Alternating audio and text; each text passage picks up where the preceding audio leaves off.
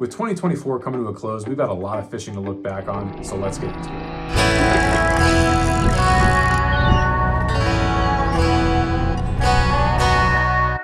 Howdy everyone, welcome back to another video. Like I mentioned, we're going to be recapping our 2024 fishing season and my first full year of this channel. We're going to talk about some of my catches this year, some things I've learned, some milestones, and take a look at our viewers' catches as well. I'd like to make this a yearly tradition as a way to look back and chronicle all the catches, milestones, and events of the year. So without further ado, let's roll the recap. After a long winter, my season started out in March, and I got into some early season back-based striper fishing after the season opened on March 1st. We took it to the sod banks and using bloodworms and preserved grass shrimp, got on a schoolie striper and a white perch. I decided to take home the perch to make a fried perch sandwich. This was a fun outing and a great way to start the season.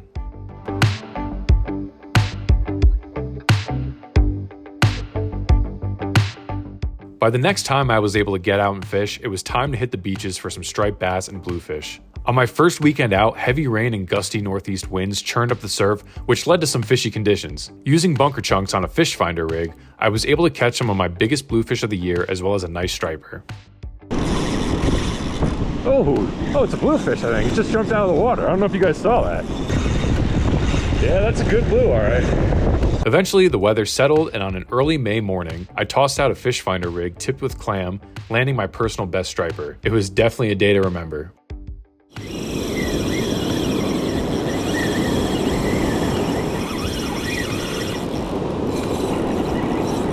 Good fish.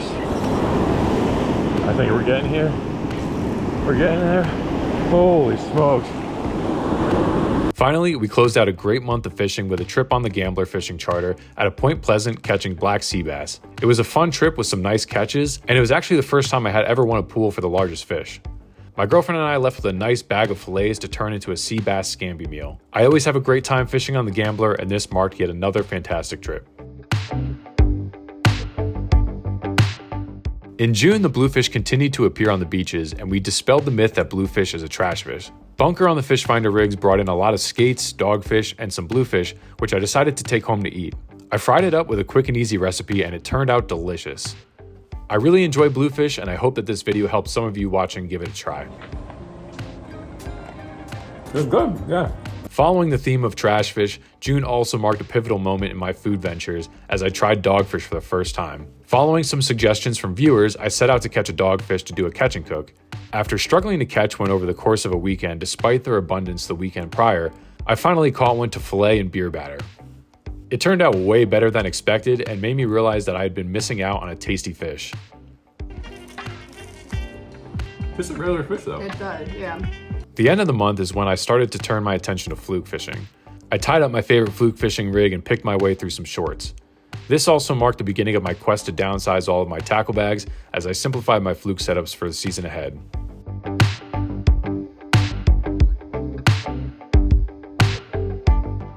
The 4th of July is not only my favorite holiday, but it made for a great time to try out the single jig with the gulp jerk shad technique that I had seen gaining rapid popularity. Using a 1/4 ounce jig head and a gulp jerk shad in both 5 and 6 inches, I was able to land my first sundial. All right, got a sundial here. It's an interesting catch. I've actually never caught one of these before. Not only that, but we landed some decent fluke both on and off camera. Right in the wash. The single jig technique quickly became my favorite way to catch fluke this summer and will definitely be my go-to for next fluke season. From what I heard throughout the season, this summer was tough for fluke fishing across the board. With seemingly never-ending south winds, upwelling created cold water conditions which made for tricky bites. With that, I decided to head over to the bay to try fishing some of those warmer waters. I couldn't seem to catch a keeper while the camera was rolling, but earlier that weekend I had caught a keeper that I decided to turn into a healthy garlic parmesan fluke recipe. With the slow fluke fishing, I decided to end the month going for kingfish. Using some Fish Bites bloodworm, we went over all the ins and outs of catching kingfish from the beach. These fish are fun and fairly easy to catch, and they also taste great. I fried up some small pieces using a pretzel crust, and they turned out delicious.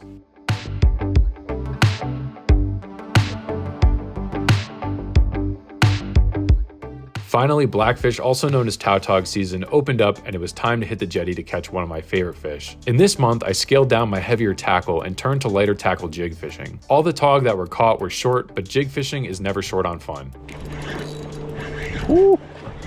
I had a blast and got excited for the tog season ahead.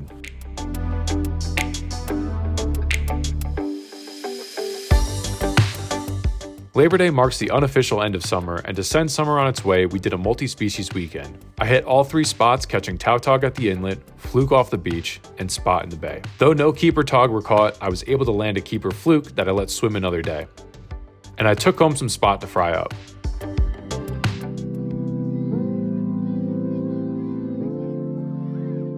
In the month of October, all eyes were on tog fishing, and I dubbed it Togtober. The month kicked off with an extensive how-to video on catching tog from the jetty using both jigs and rigs. The video covered gear, bait, techniques, and even a tutorial on how to turn your catch into a delicious chowder. The keeper was caught on a jig using green crab, and it made for a very fun fight on light tackle. Oh, ooh, pull and drag. Oh my goodness. All right. That right there is a keeper tog, so this guy's coming home with us. The next video in October, I asked my Instagram followers what their tog fishing related questions were. It was fun to be able to interact with you all and try to help out with some tips and tricks while doing some fun tog fishing. Togtober ended with a little experiment. I decided to change up locations and fish a different inlet with a new bait to try out. The Nightcrawler is a very popular freshwater bait, but after receiving a comment about how they apparently work for saltwater tog, I had to give it a try. The tog chewed through the worms pretty quickly, but I was able to set the hook on 2 fish, proving that these worms do in fact work on these fish. So the question of will night crawlers work has been answered. Yes, they do. I was able to land a keeper early on in the day and brought it home to make some really good fish tacos, or as I like to call them, tagos. November was all about the striped bass fall run. The action seemed to start a little late this year in New Jersey, so my first few early sessions resulted in skunks. Finally, one weekend, I was able to hook into my first fish of the fall before the sun came up on a blurple SP minnow. Tons of bait showed up the rest of the day on the northern stretch of beaches, and the bass were going crazy on them, but they just didn't want to take the lures that were being thrown at them. It was cool to see, but frustrating to say the least. I threw bucktails, shads, mag darters, a popper, and yeah, no takes. I was able to fish pretty much every weekend in November, except one, and unfortunately had quite a few skunks. I finally was rewarded with a good day of fishing where I caught 2 bass on diamond jigs early in the morning, and then found a nice group of fish later in the afternoon. The fish in the afternoon hit on an NLBN paddle tail, really nice looking striped bass right there, and a red and white cotton cordell pencil popper. There we go. That's another one. Alrighty. It's a good fish right there. Nothing beats catching bass on topwater lures, so this day really made all the skunks this fall feel worth it. Then I went fishing with Steve the Line Cook on YouTube, whose channel I will link in the description. We fished hard that day chasing bait and bass. I got lucky and was able to land 1 fish on a diamond jig in the morning and another on a topwater lure a little while after. First fish of the morning. Hopefully many more to come. Skunk is defeated. Let's go. Oh, they're chasing it. Oh my God. There we go. Oh. It's worth it, bro. This is a pretty good fish. Yeah. Not bad.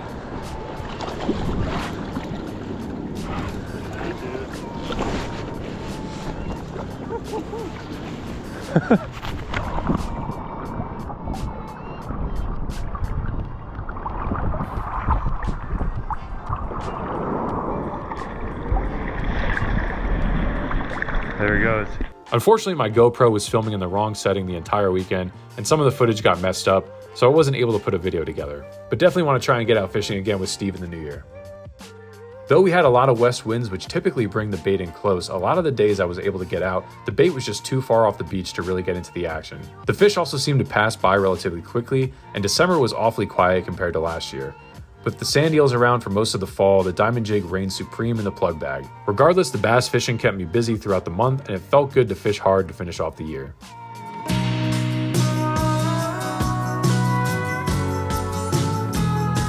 So now that brings us to the end of the year. This channel had a lot of really important milestones this year that not only am I proud of, but super grateful to all of you for helping me achieve.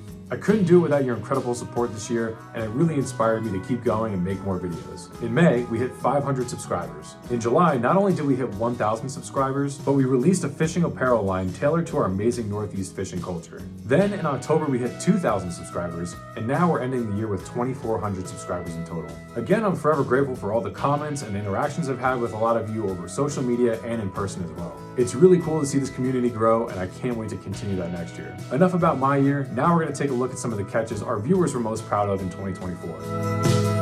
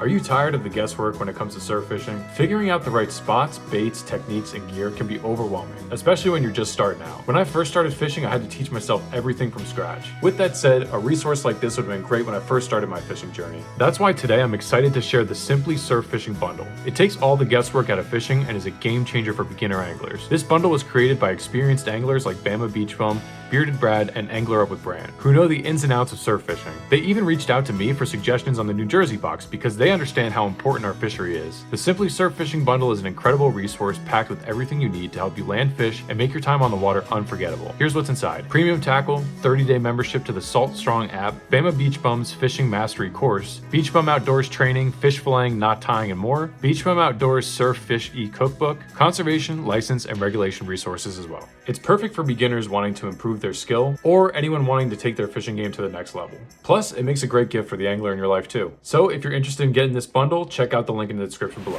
First and final announcements, remember you can use the code SALTYSAM for 5% off your order at checkout at fishermansheadquarters.com. Feel free to check out my Instagram page, and you can check out the apparel at saltysamfishing.com. As we wave goodbye to 2024, I want to thank you all again for all your support and encouragement this year. Much like any other year, this was a year of ups and downs, but this channel was a constant source of joy for me. And I'm so excited to see what's in store for 2025. I want to wish you all a very happy and healthy new year. I hope you had a great holiday season as well, and I hope that 2025 brings your best fishing season ever. Once again, thank you all so much for watching, thank you for the support, and I'll catch you in the new year.